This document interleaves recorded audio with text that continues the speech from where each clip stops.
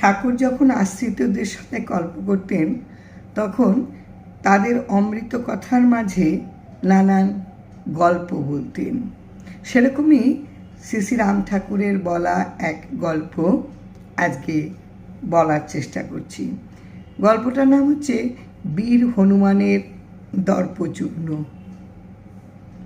শ্রীরামচন্দ্র অত্যাচারী বালিকে মেরে সুগ্রীবকে কিষ্কিন্ধার রাজা করলেন, আর বালির ছেলে অঙ্গদ হলেন যুবরাজ।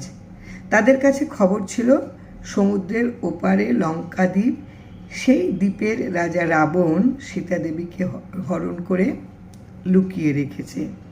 শ্রীরামচন্দ্রের কাছে প্রতিশ্রুতি মতো সুগ্রীব, অঙ্গদ আর তাদের অসংখ্য বানর সেনা সীতা উদ্ধারে এলেন সমুদ্রের পাড়ে। বিশাল সমুদ্র, এত বড় সমুদ্র পার হয়ে ওপারে যাবে কে আনবে সীতা দেবীর খবর?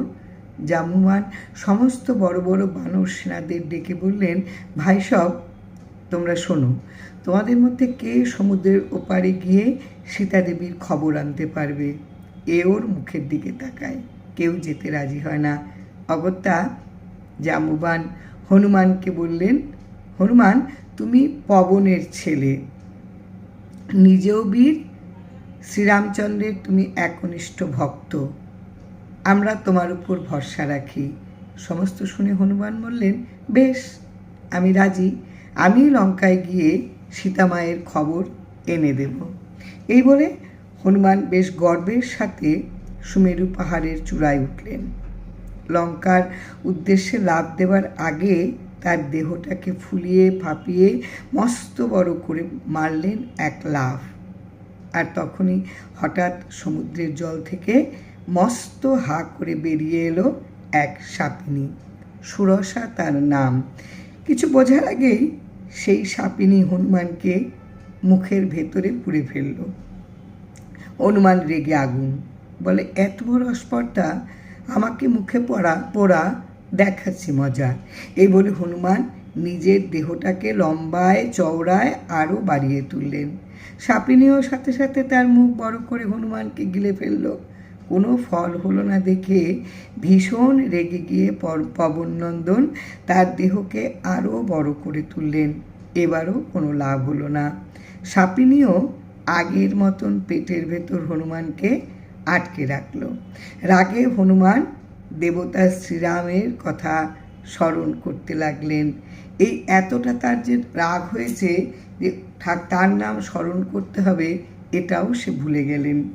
দেহের শেষ শক্তি দিয়ে চেষ্টা করেও নিজের শক্তিতে কিছু করতে না পেরে নিরুপায় হয়ে রণে ভঙ্গ দিয়ে নিশ্চেষ্ট হলেন। তখনই তার শ্রীরামের নাম মনে হলো। নিরুপায় হয়ে তখন মনে হলো উপায়ের কথা। শ্রীরামের কৃপায় হনুমান সাপিনীর কবল থেকে মুক্তি পেল। উপায় তখনই হয় যখন নিরুপায় হওয়া যায়, অর্থাৎ সম্পূর্ণরূপে নিরুপায় না হইলে উপায় হইবে না। এই বিষয়ে ভক্তদের ভালোভাবে বোঝাতে রামায়ণ, মহাভারত ইত্যাদি থেকে নানান উপাখ্যানের সাহায্য নিতেন। শ্রী শ্রী রাম ঠাকুরের ভাষায়, জীবের কোনো শক্তি নাই, ইহাই তাহার পরম শক্তি। প্রাণী, এমনকি মানুষ যখন বুঝতে পারে সে শক্তিহীন, তার আর করার কিছু নেই, তখন যদি সে চেষ্টা ছেড়ে ইষ্টের আশ্রয় নেয়, তখনই ভগবান তাকে উদ্ধার করেন। নমস্কার, সবাই ভালো থাকবেন। জয় রাম, জয় রাম।